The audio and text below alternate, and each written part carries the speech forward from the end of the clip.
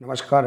आइए आज हम इस वीडियो के माध्यम से वार्षिक परीक्षा सत्र 2022-23 के लिए मॉडल प्रश्न पत्र विषय गणित का हम संपूर्ण हल इस वीडियो के माध्यम से जानेंगे।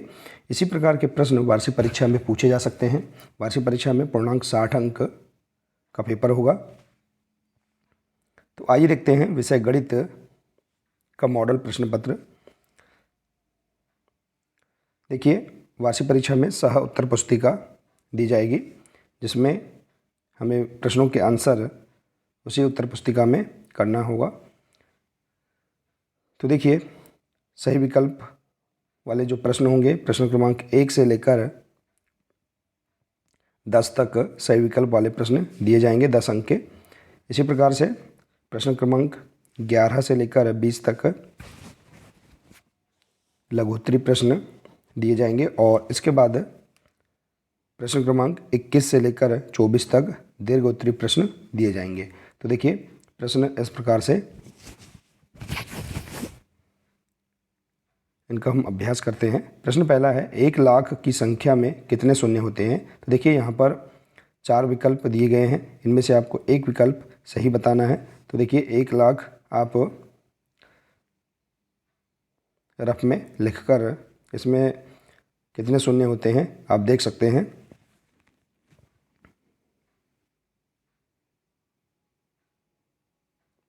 तो इसका राइट आंसर होगा सी नंबर का, 1 लाख की संख्या में 5 शून्य होते हैं। इसके बाद है दूसरा प्रश्न, समकोण का 1/3 होता है। तो देखिए, समकोण का 1/3 30 अंश का होता है, क्योंकि समकोण 90 अंश का होता है, तो उसका 1/3 30 अंश होगा।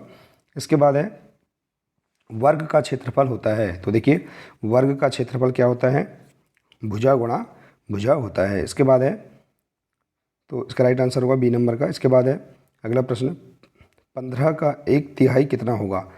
देखिए, 15 का 1/3 होगा 5, क्योंकि 5 तिया 15। इसके बाद है अगला प्रश्न, 1 रुपये में कितने पैसे होते हैं? तो 1 रुपये में 100 पैसे होते हैं। तो इसका राइट आंसर है द नंबर का। इसके बाद है, 4 भुजाओं से बनी आकृति कहलाती है। तो 4 भुजाओं से बनी आकृति क्या कहलाती है? सी नंबर का इसका राइट आंसर है, चतुर्भुज कहलाती है। इसके बाद है पैटर्न पूरा कीजिए। जैसे 1 3 5, यहाँ देखिए ये विषम संख्या है, तो इसके बाद क्या होगा? 1 3 5 7 और 9। तो इस प्रकार से इसका राइट आंसर होगा द नंबर का। इसके बाद है, निम्न में 8 का गुणनखंड है। तो 8 का गुणनखंड क्या है? देखिए, 2 के पहाड़े में 8 आता है, तो इसका गुणनखंड क्या होगा? 2 होगा। ब नंबर का इसका राइट आंसर है। इसके बाद है, 2 घंटे में कितने मिनट होते हैं? देखिए, 1 घंटे में 60 मिनट होते हैं, तो 2 घंटे में 120 मिनट होंगे। इसके बाद अगला प्रश्न है, घन का उदाहरण है। तो देखिए, घन का उदाहरण क्या है? पासा घन का उदाहरण है।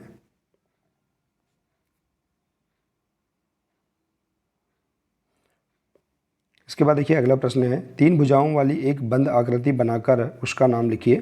तो देखिए, 3 भुजाओं वाली एक बंद आकृति आप त्रिभुज की बना सकते हैं, उसका नाम लिख देंगे त्रिभुज।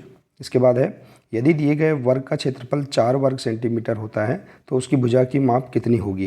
यदि देखिए, दिए गए वर्ग का क्षेत्रफल 4 वर्ग सेंटीमीटर है, तो उसकी भुजा की माप क्या होगी? तो आप वर्ग का क्षेत्रफल का सूत्र लिख देंगे।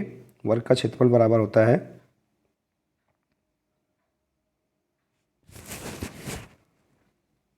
भुजा गुणा भुजा।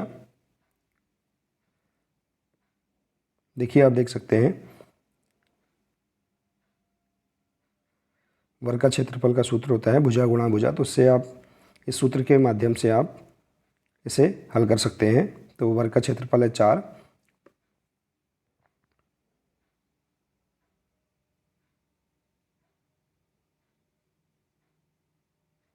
तो उसकी भुजा की माप कितनी होगी? तो आप इसके माध्यम से, सूत्र के माध्यम से इसे हल कर सकते हैं। इसके बाद देखिए, अगला है, 3/4 भिन्न को चित्र द्वारा दर्शाइए। देखिए, 3/4 भिन्न को आप चित्र के द्वारा कैसे दर्शाएंगे?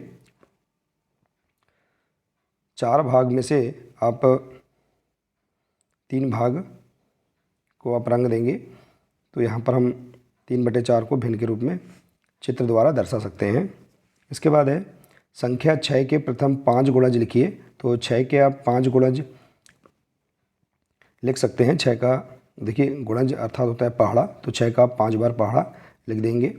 6 कम 6, 6 दूनी 12, 6 3 18, 6 चौके 24, 6 पंचे 30। इस प्रकार से 6 के आप 5 गुणज लिख सकते हैं। यहाँ देखिए प्रथम का है इसलिए 6 से हम स्टार्ट करेंगे।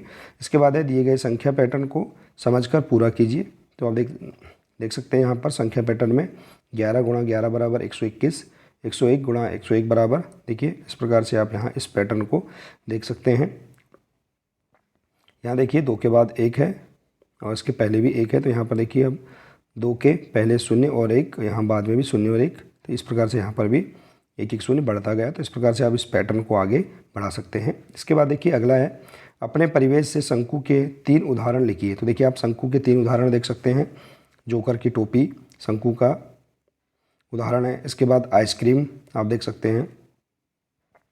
इसके बाद और भी अन्य उदाहरण आप देख सकते हैं और यहाँ इसे समझ सकते हैं। इसके बाद अगला प्रश्न है संख्या 12 के सभी गुणनखंड लिखिए।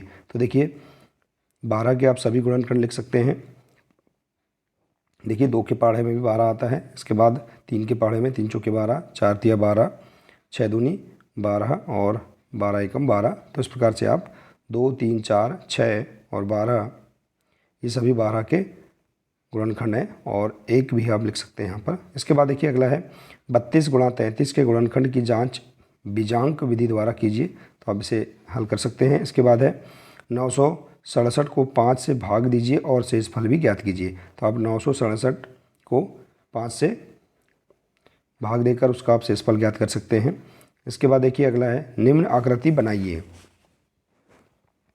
तो देखिए यहाँ पर त्रिभुज की आकृति आप बना सकते हैं। इसके बाद वर्ग की आकृति बना सकते हैं और शंकु की आकृति आप बना सकते हैं।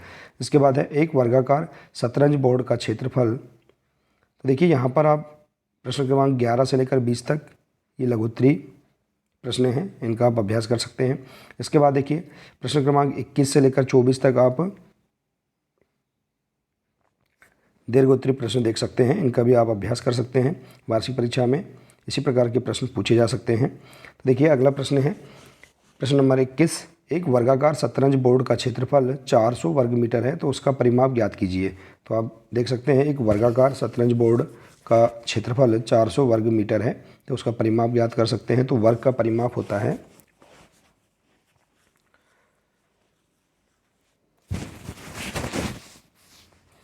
इसका आप सूत्र के माध्यम से इसे आप हल कर सकते हैं। इसके बाद अगला है यदि एक फल विक्रेता 80 रुपये प्रति किलोग्राम की दर से सेब बेचता है तो 12 किलोग्राम सेब बेचने पर उसे कुल कितने रुपए मिलेंगे। तो आप इसे देख सकते हैं। यदि एक फल विक्रेता 80 रुपये प्रति किलोग्राम की दर से 1 किलो सेब की कीमत है 80 रुपये, तो 12 किलोग्राम सेब बेचने पर उसे कुल कितने रुपए लगेंगे। तो आप देख सकते हैं 1 किलोग्राम सेब का मूल्य है 80 रुपये, तो 12 किलोग्राम सेब का मूल्य बराबर क्या होगा 80 गुणा 12, आप गुणा कर सकते इसका आंसर प्राप्त कर सकते हैं। इसके बाद देखिए अगला है संख्या 10 व 15 के साझा गुणज लिखिए। तो आप 10 और 15 के साझा गुणज आप लिख सकते हैं, इसे हल कर सकते हैं। इसके बाद है अगला एक दुकानदार ने 5025 संतरे खरीदे और उन्हें एक जैसे 25 डिब्बों में रखा, प्रत्येक डिब्बे में कितने संतरे आएंगे। तो आप 5025 में 25 का भाग देकर आप इसे हल कर सकते हैं। तो इस प्रकार से देखिए आप यहाँ पर वार्षिक परीक्षा के लिए इन प्रश्नों का आप अभ्यास कर सकते हैं। इसी प्रकार के प्रश्न परीक्षा में पूछे जा सकते हैं। देखिए तो ये थे मॉडल प्रश्न पत्र विषय गणित। तो देखिए आप इन सभी प्रश्नों का अभ्यास कर लें। आशा है कि आपको यह जानकारी बहुत ही अच्छी लगी होगी। इसी प्रकार से हम इसके आगे के और भी अन्य मॉडल प्रश्न पत्र का अभ्यास करेंगे। तो आज के लिए सिर्फ इतना ही है। मिलते हैं इसी प्रकार से अगले नए वीडियो के साथ। नमस्कार।